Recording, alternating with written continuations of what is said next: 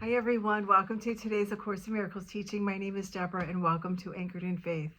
We are on lesson 40, I am blessed as a son of God. But before I get into the lesson, I just wanted to check in and see how everyone's doing. You have to give yourself a big pat on the back. You're doing great, and congratulations if you're still here. We are almost 2 months into a year of forgiveness, and I liken the course to climbing Mount Everest. And this is kind of what lesson 40 is all about, is just giving us a little reprieve from the previous lessons, which I found to be a bit challenging, no doubt. And I'm sure it's nice to have a little break, but God is such a loving God, and He understands us as humans as He's walked this earth. And like I say, the course is like climbing the mountain, and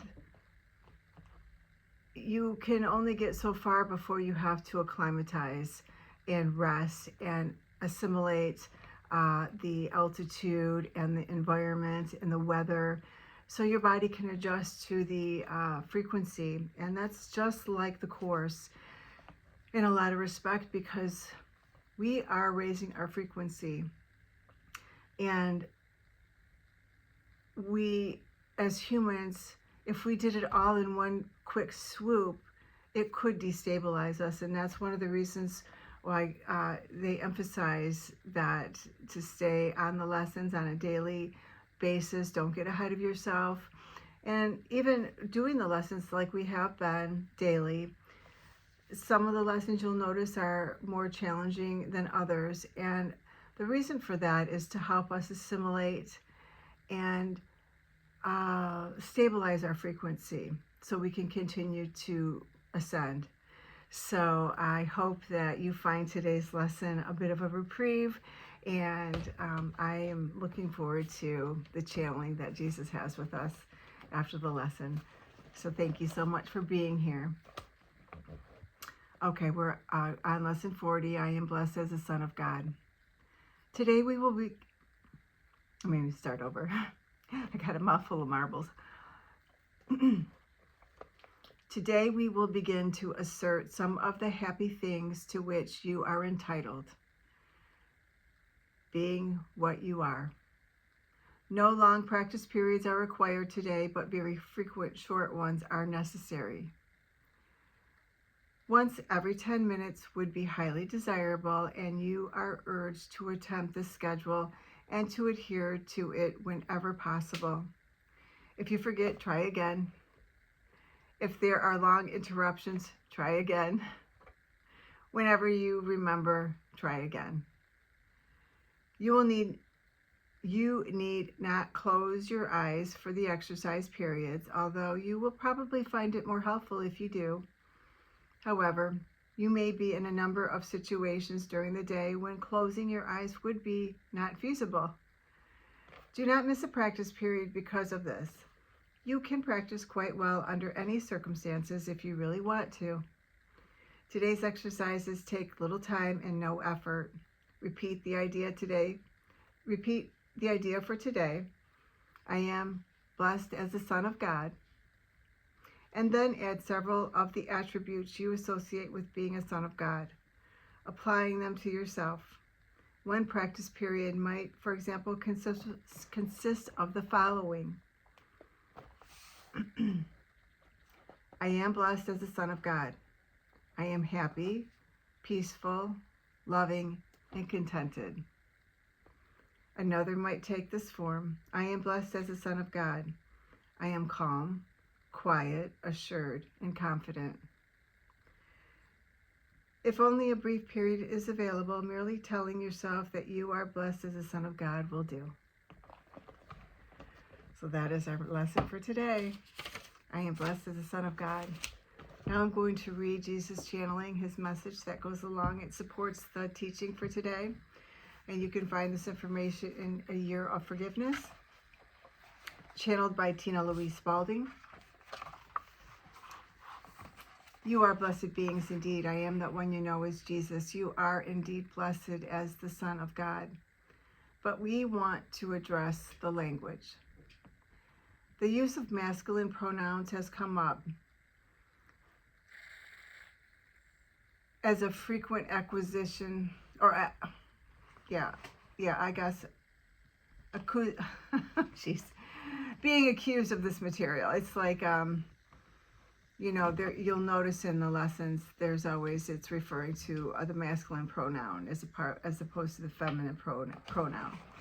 So the word father and son are used, and there is no mention of daughters or females.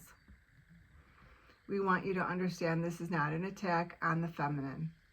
I am indeed a feminist. My partner, Mary, was my equal. I could not have lived the life I did on the earth plane so many years ago if not for her.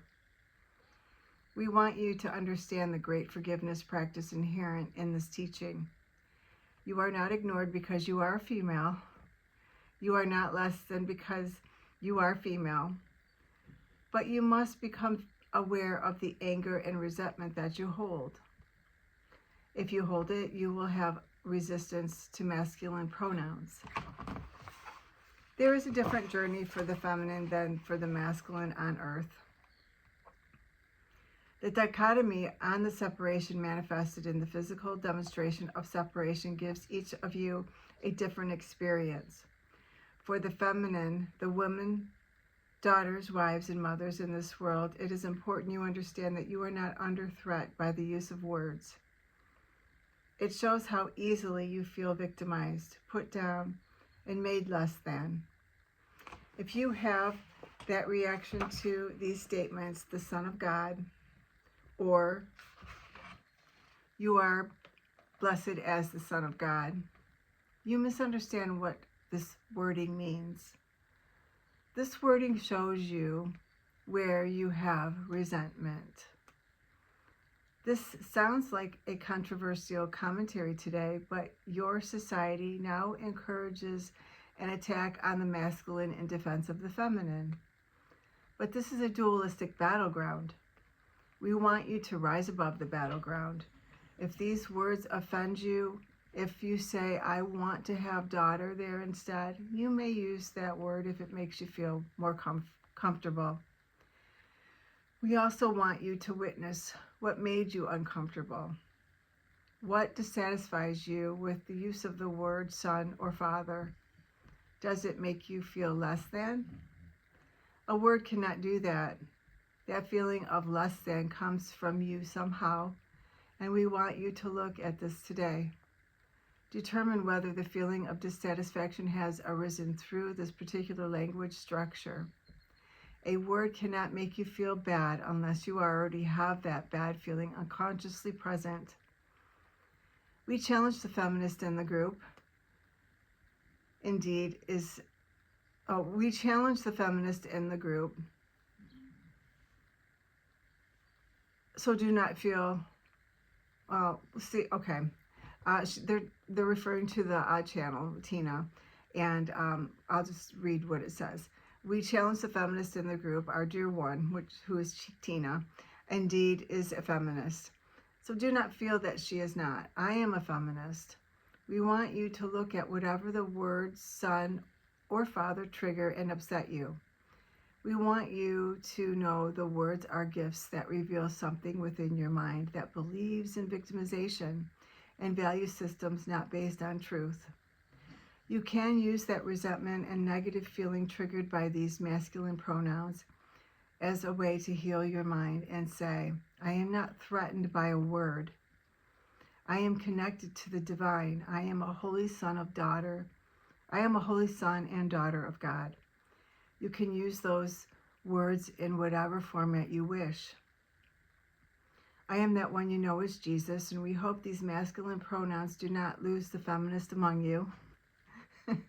We are feminists as well. We believe in the absolute equality of all children of God and the use of words to heal the mind. If the word God or Jesus upsets you, then you know something evil has been done in that word's name, and it is not true. Words like God, Jesus, Son, Father, or Mother should not upset any of you. That upset is what needs to be looked at. We thank you for joining us, and we will see you again tomorrow. This is so interesting because they're talking about pronouns, gender pronouns, masculine and feminine. And that is so prevalent in today's society with the gender neutral movement and he, she, they, which, Father stated, here that it's not the word, it's what the meaning is that you have attached to that word.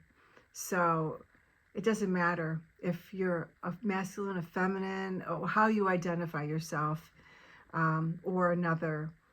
We are all children of God. So thank you so much for being here.